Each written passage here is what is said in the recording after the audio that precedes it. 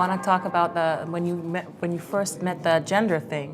I was, I think, 5 years old, 4 years old, and we went to the play garden I went with my aunt, and I saw all the boys playing, and it was very hot outside. It was August, and they all had their shirts off, and I was like 5, 4, like in a kindergarten, and I was like, okay, I want to take my shirt off too. I mean, everybody's having fun in the sand. So, and then my aunt told me, no, you can't take off your shirt, and I said, why? Because you're a girl. And I was like, okay, that's the first time I understood that I'm a girl. But it's okay to be a girl. I mean, it's not okay, it's perfect, it's amazing. And the thing is, how it is to be a woman, I don't feel different. I don't feel I don't have an opportunity to do something. I was raised by a single mother.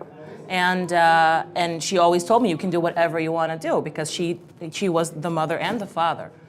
So I always knew I can do whatever I want. And I married an amazing man that lets me? He pushes me to do the best I can, and he's now taking care of the baby while I'm here.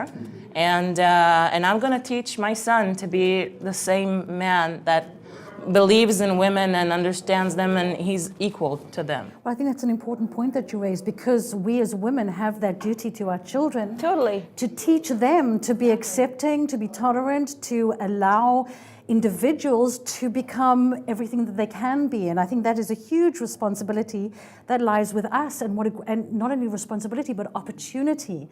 And never mind, going the political route, let's go the personal route and say we as women, educators, as nurturers, should try and bring up our children to accept who they are, no matter what they are, and to encourage them to reach as high as they want to, regardless of gender. Exactly, and to be respectful. You as mothers can actually raise good men. Absolutely. Okay? I really hope so. Yes, exactly. So you have a big responsibility. Absolutely. Okay, I think to be a woman and a mother and Arabian woman, traditional Muslim woman in Israel, it's a big conflict from a lot of issue.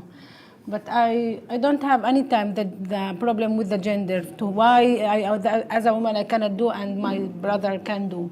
But when I start to feel that I want something to change in my community and to be, I don't want to be a leader, but to do something that anybody cannot do, I know that I need some man with me. But whom is the man that can? It was my father, because if you don't have in your life something that believe you and push you up, it cannot be. And my father was the first man that I say to him that I want to do something else. And in our home we are 4 children, 4 girls and 4 boys, and I was big girls. And all the time my father just say, this is my children and this is the big one, all the time. And I'm growing like this home. And when I come to my husband, I come with a power. And nobody can after that say no, because I know that I have power with me, but not power of just for the community, for my father. And now when I'm working with men, and I'm working all the time with men, and I feel that I'm more strong, that I can look in him in the eyes and don't... Not afraid. No, but all the time I also know where is respect for the men leaders of my community. When the Sheikh or the comer or the priest come to my table, I come and say what you want to drink, and don't feel that I'm small or I'm woman. I feel it's respect for the leadership of our community, and it's זה נותן לי כבוד. It let me more respect. Yeah. כאילו the conflict with the man and the woman, I don't feel it more things in my life, but I want to the Arab woman, a Palestinian Arab woman, to do something else with herself in a country that not looking in her as Arabs equality.